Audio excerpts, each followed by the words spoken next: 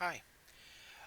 Just wanted to talk a little bit more today about anxiety and depression and how it's like a hidden illness. Is what I mean by that is that it's not something you see on the outside a lot. It's not like cancer or other diseases which you can see after eventually if they start to take a toll on your body. Reason why I wanted to talk about this because a lady in my support group was saying that her husband uh, told her she needed to get you know out of her funk or whatever. She suffers from depression and anxiety just like me. And even though it's a hidden illness, it's still an illness. The worrying, the constant not wanting to get out of bed, stuff like that, it is all in your brain. I know that. Medication can help.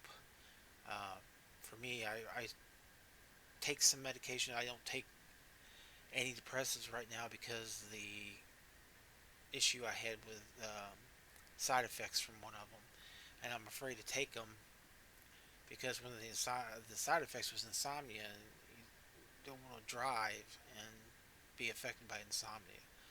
It's hard, but anyway, I when I think about it, my depression and my anxiety, I think I had it for quite a while. It's just that back when I was younger, they didn't talk about it as much. Um, I know when I was in my teens, there was a time when I wouldn't come out of my room for days. Um, I just couldn't feel it. It was during the summer, luckily, and I didn't have to go to school, and I just stayed in my room and read, and I didn't want to go out. I just didn't feel like dealing with people or being around anyone. Um, I you know, back then I didn't really realize what depression was, and that's one of the uh, things that come up from it. My mom, I'm pretty sure, had OCD uh, because things she would do now that I look back now that I sort of think that's what she had. She would do things like constantly clean. She would clean the house and we would leave to go, say, to my sister's to visit. And she would start cleaning stuff again. And nothing was dirty. And I was like, Mom, who are you cleaning for? The burglars? I mean, there's nobody else here, and you just everything looks great.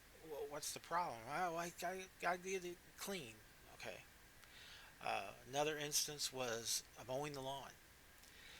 She wanted the lawn mowed on a certain day every week during the summer and the spring, when the grass started growing. And usually it was, I believe it was Tuesday, and you could not tell her no. She that had to be done on that day. It had to be. We had a drought one year where everything was dying.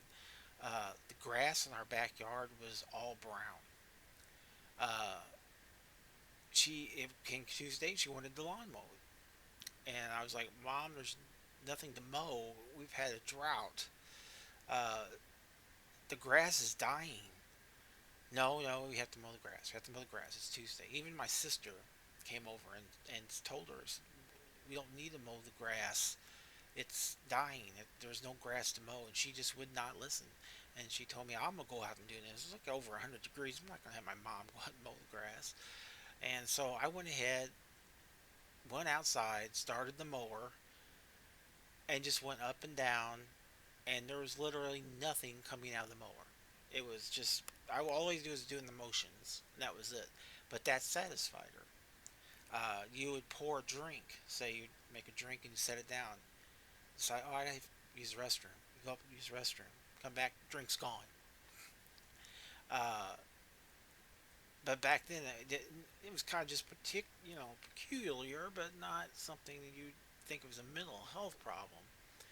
I, you know, uh, it's something, in your brain. Like I said, we were still back in the time when you knew you were sick when you physically can see it on you. Um, you break your arm or something like that. You can see your arm is limp or something like that. But it wasn't until years later that I even thought about depression and anxiety. Uh, I know my sister one time told me that I would worry myself into an early grave, and I didn't really understand what she was talking about. And she once told me that you need to be more happier. And I didn't know I suffered from OCD until uh, I went to work one time, and had a coworker start to notice that I was going back and forth checking inside my car. I was checking the dome light to make sure it was off. Um, she asked me later. She said, "Do you have OCD?" And I was like, "What's OCD?" She said, "Look it up." And I looked it up, and yeah, all the things like checking my car keys constantly, make sure they're in the spot, checking the door, make sure it's locked, uh, checking the dome light, checking the car door, make sure it's locked. Uh, and usually, when I have my OCD, it always stems by something that happened. I left my keys in the door one time. That got me checking my keys. I left the door partially open and the dome light on. Started checking, make sure the door was locked and the dome light was off. Um, Forgot to lock the door one day. Check the door constantly, make sure it was locked. Um, and then later, like I said, I had some depressive episodes and anxiety, but nothing too bad. Um, it's only when things like that happen that people notice that they asked you about it. And because for the most part, like I said, it's all in your brain. It's I call it a war in my brain because it's there battling the worry, the depression, the OCD, and the every once in a while there'll be a ceasefire, something I'd be able to rest or not have to worry about something. But it seems like everything that pops up now is bad news. Um, it's like what? Why? It's like it's just something to add on the pile. And I know a lot of people, like I said, in my support group that I talk to on Facebook and my therapist and all that, say you're not alone. Other people are the same way, but when it's you, it's you only focus on yourself. Um, like, why is this happening to me? Why me? What did I do? Did I piss someone off? Did I kick a dog somewhere down the line? And was I a bad man in a previous life, and now I'm getting payback for it, or something like that? And like I said, without a support network, I keep talking about that, and I said in videos, it's struggling with it without one is hard. If you have a support network, you, it's awesome. Uh, I know people that do, but if you don't, like my family is pretty much all gone, and my sister don't care. But it's a struggle every day to deal with it.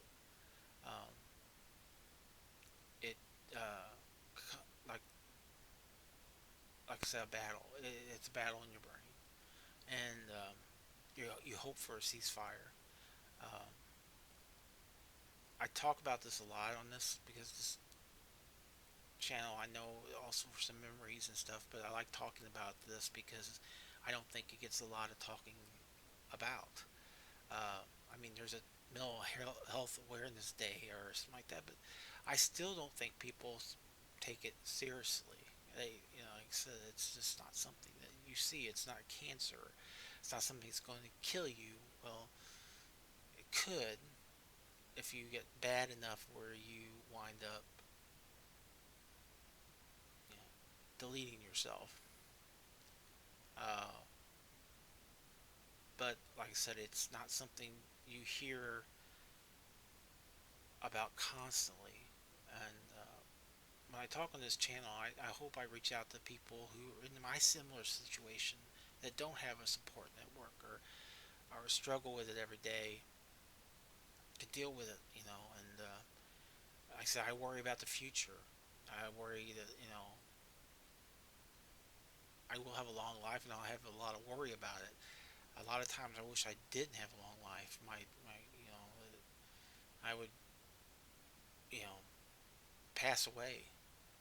They call it suicidal ideation or something like that. I'm sorry if I'm butchering the words, but um, where I don't want to wake up the next day. I just, think, man, why don't I just go to sleep and not wake up? I know people that's happened to, and there's times when I'll see someone passed away on Facebook or something, and I'm like, man, they're the lucky ones. um, and like I said, you go to therapy, you try to cope, but sometimes it just don't work. You just think, wow, man, it's another day of this horrible life. And there's times when you, like I said, you just wish you had a better one. And I hear a lot of other people, like I said, on my groups and stuff that talk about it. And some of them are in really bad shape, just alone and desperate and despair, like me at times. But like I said, if you do suffer from that, I understand. I think a lot of people don't, but it's there. It's a real live thing to deal with. And being my age, there's a lot of times I like to, it's just to a point where you just want to give up. You're tired of it, tired of dealing with it, and tired of dealing with life overall. It just like struggle. It just keeps getting worse and worse day by day by day by day, and you just worry about it. Or at least I do because, like I said, my issues. But anyway, I just wanted to talk about that today, and again, like I said, I'm reaching out to people who suffer from it like I do, and like I said, I appreciate the views, I appreciate the comments. I sometimes can't answer them all, but I try. But I do read them as much as I can, and I do want to thank everybody for watching, and especially the ones out there who are suffering in silence, as they say. But anyway, everyone have a good day, and speak to you later. Goodbye.